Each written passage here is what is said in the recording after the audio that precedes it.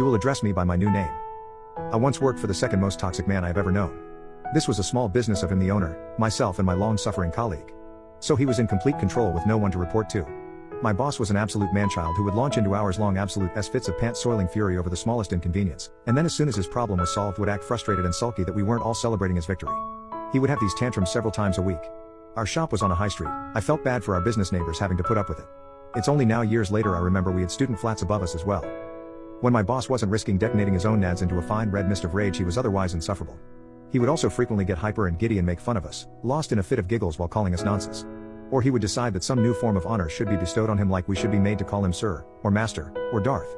Seriously, imagine a man that has never in his life held a stick or pole without swinging it around making lightsaber noises. Once day he decides we are to call him Daddy Cool. We argue and resist an O for F's sake at him, but he is insistent that we are to all refer to him henceforth as Daddy Cool. I step away from the insanity to take my lunch in the basement. I chill a